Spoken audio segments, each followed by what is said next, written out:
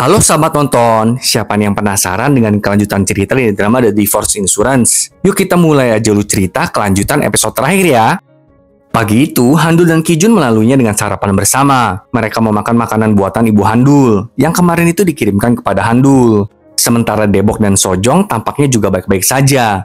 Debok membantunya membawakan belanjaan. Di tempat lain, kita melihat Ayong menghampiri Wungsik. Di sana, Ayong memutuskan untuk memberi Wungsik kesempatan. Meskipun Ayong masih tetap pada pendiriannya, dia tidak ingin menikah. Tapi kita tidak akan tahu masa depan, bukan? Di kantor, Debok mengatakan kalau dia dan istrinya tidak jadi bercerai. Semua orang turut senang dan memberi selamat kepada Debok. Tapi kegembiraan mereka langsung dihentikan oleh Nare, karena ada masalah baru. Itu adalah karena perceraian Yorum yang menjadi konsumsi publik dan mendapat banyak reaksi keras. Diberitakan kalau asuransi perceraianlah yang memicu perceraian antara Yorum dan Pak Kim. Nare memberitahu tim kalau para petinggi tidak senang dengan pemberitaan itu dan meminta agar tim menyusun strategi untuk menghadapi isu ini. Karena kalau enggak, asuransi perceraian terancam gagal untuk dirilis. Kemudian Jonman berbicara dengan Kijun. Jonman menanyai bagaimana pendapat Kijun. Jika Jonman ditawari kerjaan di Singapura, Kijun langsung tahu kalau hal ini berhubungan dengan Nare. Kijun mendorong Jonman untuk mengambil kesempatan ini. Dan yang penting adalah Jonman tidak akan menyesal dengan keputusannya dan bahagia. Malam harinya, Debok pulang ke rumah dengan membawakan sebuket bunga untuk Sojong. Wah, Debok langsung berubah jadi lebih baik nih. Di tempat lain, Jonman dan Nare nonton bersama di rumah Jonman. Setelah selesai menonton, mereka pun mengobrol bersama. Mereka membahas tentang hubungan antar manusia. Dan Jonman berbicara tentang kemungkinan solusi dari masalah di kantor. Mereka pun menjadi semakin dekat. Sementara Handul dan Kijun berbagi es krim di taman bermain. Awalnya mereka membahas tentang Handul yang baru aja bertemu dengan orang tuanya. Tapi akhirnya, Kijun menemukan solusi untuk masalah di kantor. Keesokan harinya, Kijun memaparkan solusinya di hadapan semua orang. Intinya, Kijun berpendapat kalau asuransi perceraian itu bukan untuk bercerai, malahan untuk menjaga diri dan pasangan supaya nggak bercerai. Intinya kayak kita beli asuransi kesehatan.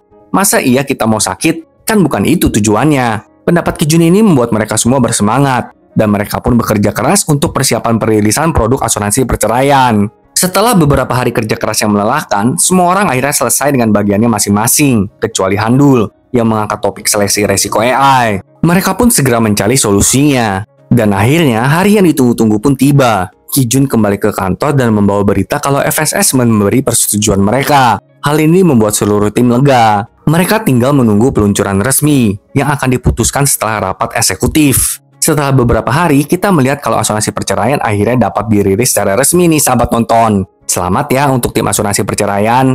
Tapi ini berarti kalau tim asuransi perceraian juga harus dibubarkan. Karena kan pekerjaan mereka sudah selesai. Jadi mereka semua akan kembali ke departemen mereka masing-masing. Nare mengusulkan agar mereka membuat pesta perpisahan. Ayong mengusulkan agar mereka pergi bersenang-senang ke pantai. Malam itu, Debok berencana mengajak Sojong melihat aurora di Helsinki. Debok ingin agar itu menjadi momen bulan madu kedua mereka. Melihat perubahan Debok, Sojong tentu tidak percaya. Tapi kita lihat kalau itu bukanlah mimpi, melainkan kenyataan. Di mana pasangan itu akhirnya pergi berlibur setelah sekian lama. Sementara tim asuransi bersenang-senang di pantai. Mereka bergembira dan tertawa bersama. Mereka pun melakukan panggilan video dengan Debok yang sedang berada di luar negeri. Semuanya terlihat menyenangkan. Saat malam hari, semuanya makan bersama. Tentu saja ada Wungsik di sana. Tim pun menggoda Ayong dan Wungsik. Di tengah makan-makan itu, Jonman memberitahu semua orang tentang Nare yang akan pindah ke Singapura minggu depan. Hal ini membuat Ayong sangat terkejut. Ayong sangat menyayangkan hal ini, karena dirinya mengidolakan Nare. Tapi Nare malahan pergi. Namun Ayong tetap turut senang dengan promosi yang Nare dapatkan.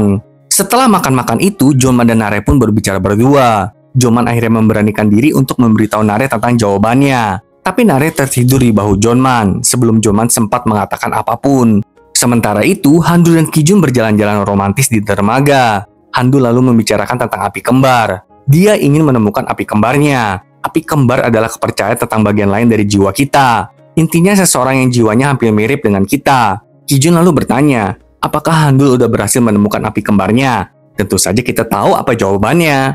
Kijun juga mengaku bahwa sejak pertama kali melihat Handul di swalayan, Kijun langsung tahu bahwa Handullah adalah orang yang tepat untuknya. Akhirnya pasangan itu pun berciuman romantis di dermaga yang indah itu. Keesokan harinya, tim asuransi kembali ke kantor. Mereka mulai mengemas barang-barang mereka. Tapi tiba-tiba, Debok mendatangi mereka dan membawakan kabar gembira. kalau mereka mendapatkan klien pertama mereka setelah peluncuran resmi asuransi perceraian. Dan klien pertama mereka adalah putri presiden perusahaan. Sementara itu, Nare bersiap untuk menaiki pesawatnya. Dan tiba-tiba dari belakang, Nare melihat Jorman bergegas menghampirinya. Akhirnya Nare tahu kalau Jorman telah menerima tawarannya untuk pergi ke Singapura bersama.